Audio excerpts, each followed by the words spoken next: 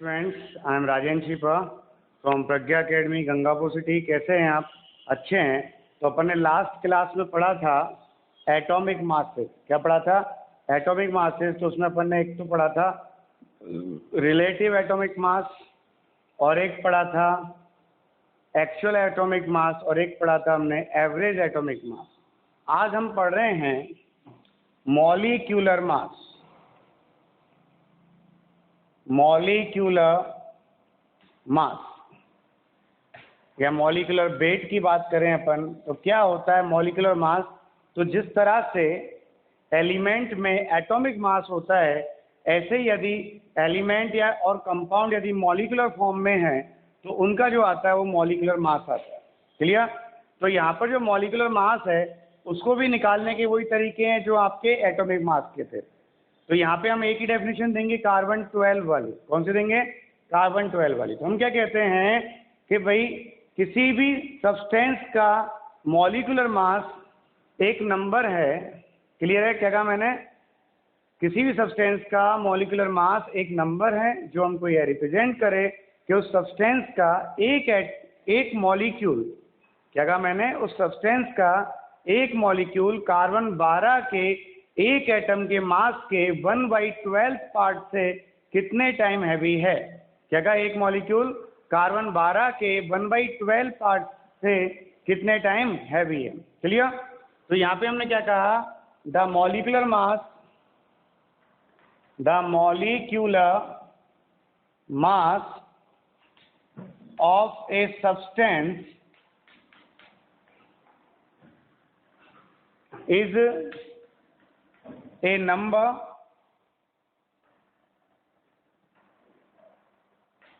which indicates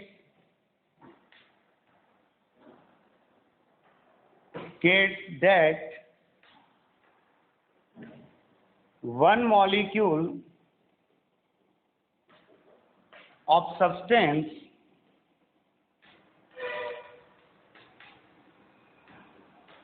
is how many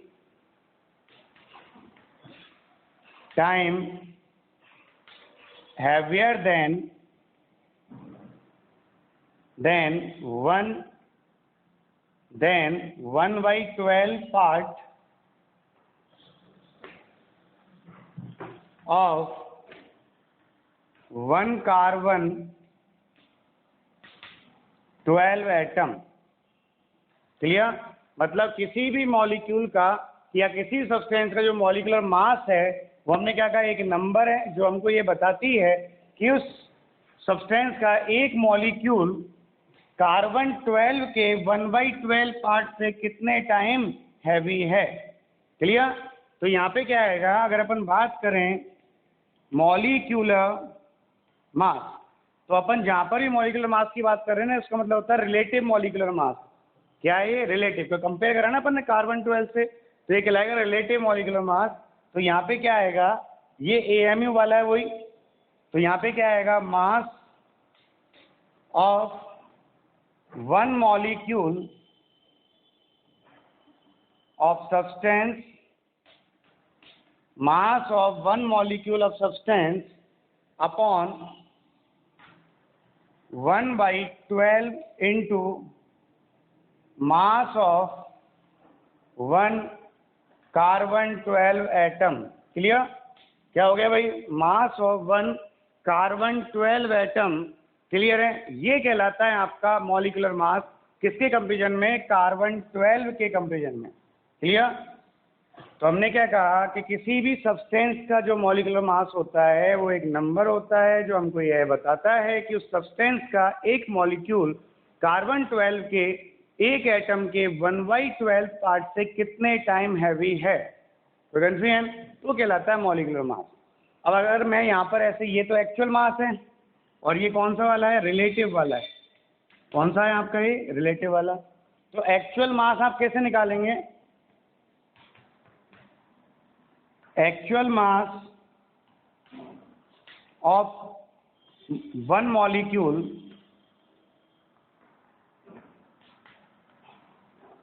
कितना होगा? Relative molecular mass molecular mass into किससे multiply कर देंगे, एएमयू की वैल्यू से, और एएमयू की वैल्यू कितनी होती है 1.66 into 10 to power -24 of gram. Clear, कितनी है एएमयू की value 1.66 into 10 to power -24 gram. कोई कंफ्यूजन है तो आप बताइएगा, नहीं है तो ये हो गया आपके क्लियर। अब हम यहाँ पे बात करें कि एटॉम मॉलिक्यूलर मास की यूनिट क्या है। क्लियर है यहाँ तक? तो मॉलिक्यूलर मास की यूनिट वही है जो एटॉमिक मास की थी, मतलब एएमयू या यू क्या थी, जो एटॉमिक मास की थी वही मॉलिक्यूलर मास की यूनिट है। क्लियर, और जब वही मॉलिक्यूलर मास की यूनिट है तो आप देखिएगा यहाँ पर कैसे आएगी यूनिट, वो देखिएगा। क्लियर, तो हम यहाँ पर यूनिट की बात करें तो यूनिट क्या है इसकी, यूनिट जो होती है मॉलिक्यूलर मास की वही एएमयू है या यू है और डाल्टन है। जनरली हम ये यूज करते हैं। क्लियर, तो ये तो हो गया डेफिनेशन ऑफ मॉलिक्यूलर मास। अब हम बात करें कि अपन को अगर मॉलिक्यूल गिवन हो तो अपन कैसे निकालेंगे कि उस मॉलिक्यूल का मॉलिक्यूलर मास क्या होगा।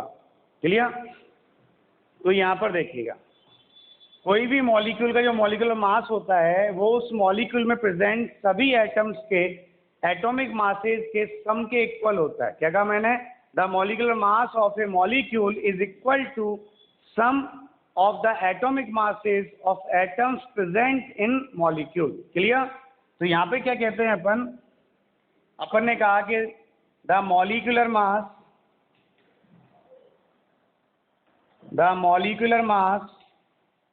of a molecule or substance is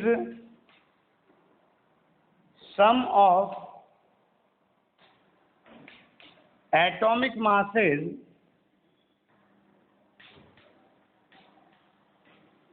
of all atoms present in a molecule. Clear, किसी भी सब्सटेंस का मॉलिक्यूलर मास जो होता है वो सब्सटेंस के एक मॉलिक्यूल में प्रेजेंट सभी एटम्स के एटॉमिक मासेज का सम होता है। क्या होता है, सभी एटम्स के एटॉमिक मासेज का सम होता है। जैसे आपने यहाँ पे लिया CO2, तो CO2 का जो मॉलिक्यूलर मास होगा वो कार्बन और 2 ऑक्सीजन के एटॉमिक मासेज के सम के इक्वल होगा। तो यहाँ कार्बन का एटॉमिक मास कितना है 12 और ऑक्सीजन 2 है, 1 ऑक्सीजन का 16 है, तो 2 का कितना हो गया 32 और ये कितना हो गया 44 AMU। आपने ऐसे यहाँ पर H2 ले लिया, यहाँ 2 हाइड्रोजन है तो 2 हो गया, तो कितना AMU आ गया 2 AMU। आपने यहाँ पर H2O ले लिया, 2 हाइड्रोजन और 1 ऑक्सीजन, तो 2 तो हाइड्रोजन के हो गए, ऑक्सीजन का हो गया 16 बराबर कितना हो गया 18 AMU। कितना हो गया भाई 18 AMU। आपने यहाँ पे ले लिया, जैसे मान लो C6H12 और O6, क्या ले लिया C6H12O6, तो यहाँ कितने कार्बन है 6, 1 कार्बन कितना होता है 12, तो 6 कार्बन कितना हो गया 72, हाइड्रोजन 12 है, 1 का 1 होता है तो 12 का 12 हो गया, 1 ऑक्सीजन का 16 होता है, 6 ऑक्सीजन का 96 हो गया। इन सबको ऐड करा तो ये 180 हो गया। AMU लिख दो या U लिख दो। क्लियर, जैसे आपने कहा O2 का मॉलिक्यूलर मास कितना होगा, 1 ऑक्सीजन का 16 है, 2 का 32 AMU हो गया। क्लियर, आपने कहा O3 का कितना होगा, 1 ऑक्सीजन का 16 है, 3 ऑक्सीजन है तो 48 AMU हो गया। क्लियर, आपने यहाँ पर SO2 ले लिया, सल्फर का 32 है, ऑक्सीजन का 32 हो गया, दोनों का कितना हो गया 64 AMU हो गया। कुछ नहीं करना, जो एक मॉलिक्यूल में एटम्स हैं उन सभी के एटॉमिक मास को ऐड करना है और ऐड करते ही मॉलिक्यूल का मॉलिक्यूलर मास आ जाएगा। जैसे आपने SO3 ले लिया, सल्फर का 32 हो गया, 1 ऑक्सीजन का 16 होता है, 3 का 48 हो गया, बराबर कितना आ गया 80 AMU। जैसे आपने यहाँ पर C12H22O11 ले लिया, 1 कार्बन का 12 होता है तो 12 कार्बन का कितना हो गया 144, 1 हाइड्रोजन का 1 होता है तो 22 का 22 हो गया, 1 ऑक्सीजन का 16 होता है तो 11 का 176 हो गया। इन सबको ऐड करेंगे आप तो 342 AMU आएगा। कितना आएगा 342 AMU। Any confusion? अब जैसे आपने यहाँ पर ले लिया कोई भी मॉलिक्यूल ले लो, जैसे आपने ले लिया यहाँ पर FeSO4 ले लिया, सिंपल इतना ले लिया, हाइड्रोजन वाटर नहीं जोड़ा, और आप चाहें तो यहाँ पे जोड़ दिया आपने 6H2O। क्लियर? अब इसका जोड़े हैं अपन तो Fe का होता है 56। ये एटॉमिक मासेज आपको ऑलवेज गिवन होंगे, तो इसलिए घबराना ही नहीं है कि क्या करना है, ये गिवन होंगे। Fe का 56 हो गया, सल्फर का 32 होता है, 4 ऑक्सीजन है यहाँ पर, कितना हो गया 4 ऑक्सीजन का 16 × 4 64 हो गया, और वाटर मॉलिक्यूल का 18 होता है। क्लियर? तो 1 वाटर मॉलिक्यूल का 18 है, कितने वाटर मॉलिक्यूल 6 × 18 कितना हो गया भाई 18 × 6 106 हो गया। क्लियर भाई? 18 × 5 90 होता है, 90 + 18 108 हो गया, सॉरी, और ये 108 हो गया, तो कितना आ गया ये 8 4 12 12 और 2 14 और 6 कितना हो गया 14 और 6 20, और यहाँ पे हो गया 2 6 8 8 और 3 11 11 और 5 16, और यहाँ पे हो गया 1 और 2, तो इसको आप 7H2O कर दो 7H2O, तो यहाँ पर ये 108 की जगह पे कितना हो जाएगा 18 और जोड़ दो 126 हो जाएगा, और 126 हो जाएगा तो 278 आएगा। कितना आएगा 278 AMU या U। क्लियर? निकाल सकते हैं आप। तो किसी भी मॉलिक्यूल का जो मॉलिक्यूलर मास होता है वो उस मॉलिक्यूल में प्रेजेंट जितने भी एटम्स हैं उन सभी एटम्स के एटॉमिक मासेज के सम के इक्वल होता है। जैसे आपने यहाँ पे ले लिया CaCO3, कैल्शियम का एटॉमिक मास है 40, कितना है 40, तो 40 तो कैल्शियम का हो गया, कार्बन का हो गया 12, और एक ऑक्सीजन का 16 है, 3 का हो गया 48, कितना हो गया भाई ये हो गया 100U। क्लियर? आपने ऐसे यहाँ पे ले लिया ZnCO3, Zn का होता है 65 और 65 होता है तो हो गया 65 प्लस कार्बन का 12 है और 3 ऑक्सीजन का 48 हो गया। कितना हो गया भाई 48 और 12 60, तो ये हो गया, और 65 ये हो गया, तो ये हो गया 125 AMU या U। क्लियर? आपने ऐसे मान लो यहाँ पे ये ले लिया, क्या लिया K2SO4 डॉट Al2SO4 का होल थ्राइस और डॉट 24 ऑफ H2O। अब इसका निकालें तो आपको एटॉमिक मासेस गिवन है, K का तो होता है 39, क्लियर, सल्फर का 32 है, ऑक्सीजन का 16 है, एल्यूमिनियम का 27 है और हाइड्रोजन का 1 है। ये इनके एटॉमिक मासेस है जो यहाँ पर यूज होंगे। अब आप लगाए जाओ, पोटेशियम कितना है यहाँ पर 2, तो 2 पोटेशियम का कितना हो गया 2 × 39 प्लस सल्फर कितना है 1 और 3, कितने हो गए 4 सल्फर हो गए, तो 1 सल्फर का 32 है तो 4 का 4 × 32 हो गया, प्लस ऑक्सीजन, देखो 4 ऑक्सीजन तो ये रहे, 4 × 12 ये रहे, 12 और 4 16 और 24 ये रहे, कितने ऑक्सीजन हो गए 40 ऑक्सीजन हो गए, तो 40 × 1 ऑक्सीजन कितना होता है 16। क्लियर? फिर यहाँ पे एल्यूमिनियम देखो 2 एल्यूमिनियम है, 1 एल्यूमिनियम का 27 है तो 2 × 27 हो गया। क्लियर? फिर यहाँ पे सल्फर आई गया, ऑक्सीजन आई गया, बचा क्या हाइड्रोजन, कितना 48 हो गया, 2 × 24 कितना हो गया 48, और एक हाइड्रोजन का 1 है तो 48 का 48 आ गया। इनको देखो जोड़ो कितना आएगा, 39 को 2 से मल्टीप्लाई किया 78, 4 को 32 से मल्टीप्लाई किया 128, 16 से मल्टीप्लाई किया 64, 640 हो गया, यहाँ पे 54 हो गया और ये 48 हो गया। क्लियर? तो यहाँ पर देखो 8 और 4 12, 12 और 8 20, 20 और 8 28, 2 6 और 5 11, 11 और 4 15, 15 और 2 17, और 17 और 7 कितना हो गया भाई 24 2, और फिर यहाँ पे बचा 8 और 1 9, 948 AMU या U निकाल सकते हैं। तो किसी भी मॉलिक्यूल का जो मॉलिक्यूलर मास होता है या किसी भी सब्सटेंस का जो मॉलिक्यूलर मास होता है वो उसके एक मॉलिक्यूल में प्रेजेंट, क्या कहा मैंने, उसके एक मॉलिक्यूल में प्रेजेंट जितने भी एटम्स हैं उन सभी एटम्स के एटॉमिक मासेज के सम के इक्वल होता है। Any confusion? चलिए, actual mass of one molecule of substance, actual mass कैसे फाइंड करेंगे वो आप देखिएगा। क्लियर? जैसे आपने actual mass of one atom निकाला, ऐसे ही आपको actual mass of one molecule of substance निकालना है। तो हम कैसे निकालेंगे वो देखिएगा। तो यहाँ पे जो आएगा, कैसे आएगा, तो यहाँ अपन ने कहा actual mass of one molecule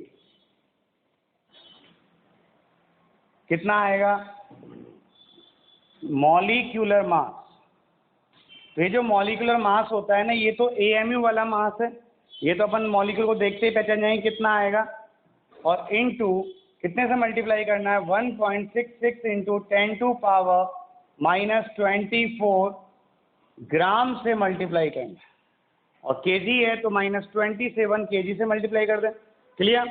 तो ये होता है actual mass of a molecule is equal to molecular mass into 1.66 into 10⁻⁻24 gram. Okay, कितना होता है भाई, 1.66 इंटू 10⁻⁻24 ग्राम। क्लियर है? अब हम यहाँ पे बात करें कैसे आएगा वो देखिएगा। जैसे यहाँ पे अपन को निकालना है actual mass of one oxygen molecule. Okay, तो वन ऑक्सीजन मॉलिक्यूल का कितना एक्चुअल मास आएगा, ऑक्सीजन मॉलिक्यूल का मास कितना होता है 32 AMU होता है। यहाँ AMU की वैल्यू पुट कर दीजिए, कितनी वैल्यू है AMU की, 1.66 इंटू 10⁻⁻24। ओके, ये कितनी वैल्यू है, 1.66 इंटू 10⁻⁻24। इसको मल्टीप्लाई किया 32 इंटू 6 कितना हो गया भाई, 30 इंटू 6 180 और 192 हो गया, तो 2 आया 19 ही हो गया, और 192 प्लस 19 कितना हो गया 1, और 1 और 2 211 हो गया, तो 21 का आ गया, 32 और 21 3 और 53 कितना आ गया 53.12 इंटू 10⁻⁻24 ग्राम। गुना भाग देख लेना, मल्टीप्लिकेशन हो सकता है प्रॉपर नहीं हो, लेकिन आप ढंग से देख लीजिएगा। भाई अपन ने मल्टीप्लाई किया 32 इंटू 6, 30 इंटू 6 कितना होता है 180, और 12 कितना हो गया 192। ओके, ये आएगा। ऐसे यहाँ पे आपको निकालना है actual mass of one CO2 molecule कितना होगा भाई, CO2 का मॉलिक्यूलर मास होता है, कार्बन का 12, ऑक्सीजन का 32 हो गया, तो मॉलिक्यूलर मास हो गया कितना 44। AMU होता है, तो यहाँ AMU की वैल्यू पुट कर देंगे 1.66 इंटू 10⁻⁻24 ग्राम। ओके, ऐसे ही अगर आपको निकालना है actual mass of one NH3 molecule कितना आएगा, NH3 का 14 और 3 17 हो गया, तो 17 इंटू 1.66 इंटू 10⁻⁻24 ग्राम। ओके, ऐसे ही यदि हम और देखें यहाँ पर कुछ भी निकलवा ले वो, तो कुछ नहीं करना, सबके पहले मॉलिक्यूलर मास लिखने सिंपल वाले जो ये आए 32 44 17, और फिर उन सब मॉलिक्यूलर मास को AMU की वैल्यू से डिवाइड मल्टीप्लाई करना है। क्या करना है, AMU की वैल्यू से मल्टीप्लाई करना है, तो आपको आ जाएगा एक्चुअल मॉलिक्यूलर मास या actual mass of one molecule of substance. Clear? अब हम यहाँ पे बात करें, एक्चुअल मास आ गया। अब जैसे आपने एवरेज मास लिया था, एवरेज एटॉमिक मास लिया था, वैसे ही यहाँ पर एवरेज मॉलिक्यूलर मास आता है। क्या कहा मैंने, जैसे आपने यहाँ पर एवरेज एटॉमिक मास लिया था वैसे ही यहाँ पर एवरेज मॉलिक्यूलर मास आता है। और ये कब आएगा? जब किसी मिक्सचर में मोर देन वन सब्सटेंसेज या one type of molecules present हो तब आएगा। क्लियर? क्या? Average molecular mass. जैसे अपन बात करें तो मिक्सचर के केसेस में जो मॉलिक्यूलर मास निकालेंगे ना अपन, वो एवरेज निकालेंगे। क्या निकालेंगे? वो एवरेज निकालेंगे। तो अपन यहाँ बात करते हैं average molecular mass of mixture. Clear? तो यहाँ पे अपन अब बात करते हैं मॉलिक्यूलर मास ऑफ मिक्सचर, जिसे हम कहते हैं एवरेज मॉलिक्यूलर मास। क्या कहते हैं इसे हम? Average molecular mass. ओके? तो क्या होता है एवरेज मॉलिक्यूलर मास? तो ये मिक्सचर के केसेस में दिया जाता है। जैसे मान लो एयर है।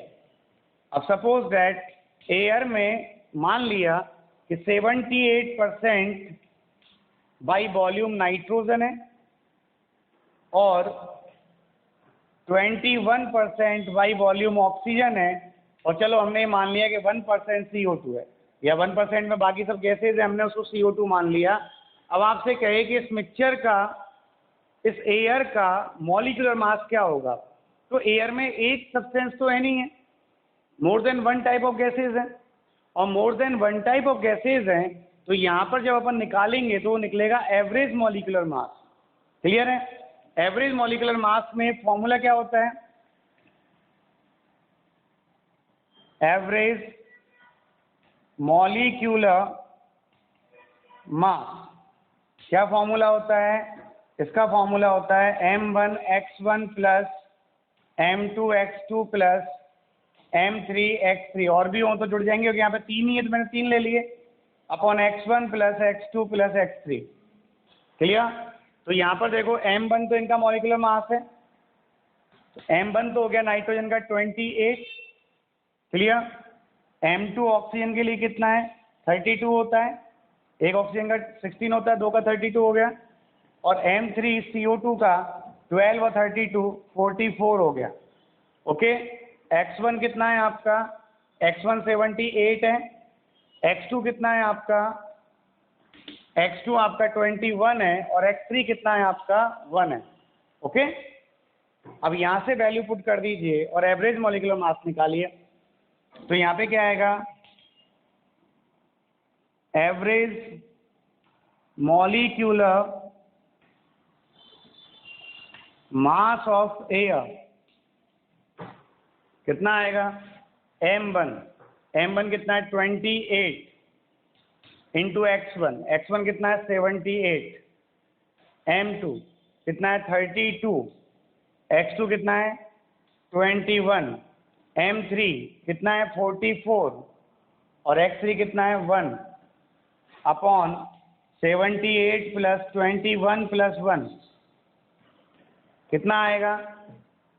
मल्टीप्लाई करें, 78 को 28 से मल्टीप्लाई करेंगे, कितना आएगा? 8 इंटू 8 64 हो गया, 6, और 8 इंटू 7 56, और 6 62। फिर कितना हो गया? 2 इंटू 6 16, 1 और 14 और 1 15, 4 8 और 1 और 2, यही आया ना भाई? 2184 प्लस इनको मल्टीप्लाई करेंगे, 21 इंटू 2 42 हो गया, 4 बचा, 63 और 4 67 हो गया, प्लस 44 डिवाइड बाई 100 कितना आया? 4 और 2 6, 6 और 4 10, 0 1 बचा, 5 और 7 12, 12 और 8 20, 2 बचा, 8 और 1 9 और 2 अपॉन 100 से डिवाइड किया तो कितना बच गया? 29 AMU या U। क्लियर? तो ये है average molecular mass of air 29। इसे कब निकालेंगे? जब हमें मिक्सचर दे रखा हो। तो एयर दे दिया आपको, एयर में आपको गिवन है कि 78% नाइट्रोजन होता है बाई वॉल्यूम, 21% ऑक्सीजन होता है बाई वॉल्यूम एंड 1% CO2 होता है। तो ये फॉर्मूला जो वहाँ पे था एवरेज एटॉमिक मास में, वो मॉलिक्यूलर मास हो जाएगा। m1 x1 m2 x2 m3 x3 हो जाएगा। m1 m2 m3 तो क्या हो गए, डिफरेंट सब्सटेंसेज के मॉलिक्यूलर मासेज हैं, और x1 x2 x3 उनकी मास परसेंटेज है जो सब्सटेंस में या उस मिक्सचर में प्रेजेंट है। क्लियर? यहाँ पे वैल्यू आ गई। यहाँ फिर हमने इन वैल्यूज को पुट कर दिया। m1 की वैल्यू 28 है, m2 की वैल्यू 32 है, m3 की वैल्यू 20, m3 की वैल्यू 44 है, x1 की वैल्यू आपके 78 है, x2 की वैल्यू आपके 21 है और x3 की वैल्यू 1 है। क्लियर? इन सबको वैल्यू को पुट कर दिया, ये आंसर आ गया और टोटल आंसर कितना है 29। तो एयर का जो मॉलिक्यूलर मास होता है वो 29 होता है। तो एवरेज मॉलिक्यूलर मास हम किन केसेस में निकालेंगे? एवरेज मॉलिक्यूलर मास हम उन केसेस में निकालेंगे जहां पर मिक्सचर गिवन हो। क्या गिवन हो? मिक्सचर गिवन हो। ओके, कोई दिक्कत? तो एवरेज मॉलिक्यूलर मास हम वहां पे निकालेंगे जहां पर मिक्सचर गिवन हो। क्लियर? अब अपन यहां पर देखें और क्या आएगा।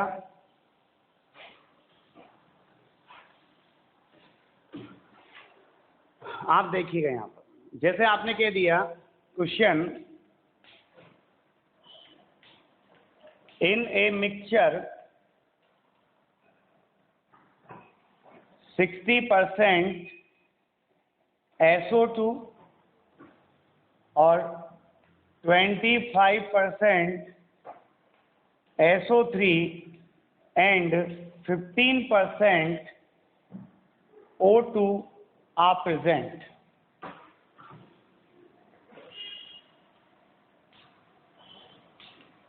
Then find the average molecular mass of mixture. Okay बेटा जी, ये क्वेश्चन लिख दिया तो यहाँ पे जरूर नहीं है एवरेज लिखे, वो मॉलिक्यूलर मास भी कह सकता है, और जब मिक्सचर है तो आपको एवरेज ही निकालना है। क्लियर है? अब आप देखिएगा सॉल्यूशन अपन देखें इसका क्या आएगा। सॉल्यूशन में आपको दे दिया SO2, तो M1 कितना हो गया 32 और 32 64, X1 कितना है इसका 60। क्लियर? M2 SO3 है 32 और 48, कितना हो गया 32 और 48 80 हो गया। क्लियर? और X2 कितना हो गया आपके, X2 हो गया 25, और यहाँ पर M3 कितना है आपका 32 और X3 कितना हो गया 15। ओके, अब यहाँ पे अपन देखें एवरेज मॉलिक्यूलर मास कितना आएगा ऑफ मिक्सचर, कितना आएगा बेटा जी? आप देखिएगा, अपन यहाँ पे फॉर्मूला लिख दिया M1 X1 plus M2 X2 plus M3 X3 divide by X1 plus X2 plus X3। M1 कितना है आपका 64 है, X1 आपका 60 है, प्लस M2 आपका 80 है और X2 आपका 25 है, तो इंटू 25 हो गया, प्लस M3 आपका 32 है और X3 आपका 15 है, और X1 60 है, X2 25 है और X3 15 है। क्लियर? इनको मल्टीप्लाई किया आपने, तो मल्टीप्लाई करेंगे तो क्या आएगा 0, 24 का 4 2 और 6 36 और 2 38, प्लस 0 और 25 इंटू 8 200 होता है। क्लियर? और 30 15 इंटू 3 45 और 3 48 डिवाइड बाई 100 कितना हो गया, आप जोड़िएगा देखो 0, यहाँ कितना हो गया 8 8 और 4 12 2 1 हो गया, 5 5 और 8 13 का 3 1 हो गया, और यहाँ पर 3 और 3 6 हो गया अपॉन 100 हो गया। क्लियर? एक बार ऐड कर लेना ढंग से। 0 आया, 8 और 4 12 हो गया, 1 आई पावर 1 रिमेनिंग आया, तो 5 और 8 13 हो गया, 1 रिमेनिंग आया, 3 और 2 5 और 1 6 हो गया, तो ये आ गया 63.20 AMU। इसे कहते हैं हम एवरेज मॉलिक्यूलर मास। तो आप पहले बताइए, सिंपल मॉलिक्यूलर मास तो डेफिनेशन तो आ गई। क्या कहा अपन ने कि किसी भी सब्सटेंस का जो मॉलिक्यूलर मास होता है वो एक नंबर है जो हमको ये बताता है कि उस सब्सटेंस का एक मॉलिक्यूल कार्बन 12 के 1 एटम के मास के 1/12 पार्ट से कितने टाइम हैवी है। ओके, उसके बाद फिर अपन ने निकाला कि भाई कोई मॉलिक्यूल गिवन हो तो हम एक मॉलिक्यूलर मास कैसे निकालते हैं। तो किसी भी मॉलिक्यूल का जो मॉलिक्यूलर मास होता है या किसी सब्सटेंस का जो मॉलिक्यूलर मास होता है वो उसके मॉलिक्यूल में प्रेजेंट जितने भी एटम्स हैं उन सभी एटम्स के एटॉमिक मासेस का सम होता है। क्लियर? वो अपन ने निकाला। उसके बाद अपन ने पढ़ा actual mass of one molecule of a substance. तो एक्चुअल मास निकालने के लिए क्या करना है आपको? एक्चुअल मास निकालने के लिए आपको कुछ नहीं करना है, सिंपल सा काम करना है। एक्चुअल मास निकालने के लिए आपको जो सिंपल उसका मॉलिक्यूलर मास है उस मॉलिक्यूलर मास को AMU की वैल्यू से मल्टीप्लाई करना है। क्या कहा मैंने? उस मॉलिक्यूलर मास को AMU की वैल्यू से मल्टीप्लाई करना है। क्लियर? फिर अपन यहाँ बात करें अपन यहाँ पे और बात करें। फिर आपने मान लो मिक्सचर गिवन था तो मिक्सचर के केसेस में हमने निकाला एवरेज मॉलिक्यूलर मास, जो ऐसे निकालते हैं। अब पहले बोलो सारी चीजें आई कि नहीं आई, ये तीनों चारों तरह के अपन फिर और आगे का पैटर्न लेते हैं। इसमें जो भी मॉलिक्यूलर मास में आता है उतना आप पहले बोलो यहाँ तक क्लियर है। एवरेज मॉलिक्यूलर मास निकालना वही फॉर्मूला है जो एवरेज एटॉमिक मास का था, M1 x1 M2 x2 + M3 x3 upon x1 + x2 + x3। Clear? चलिए ठीक है, करिए।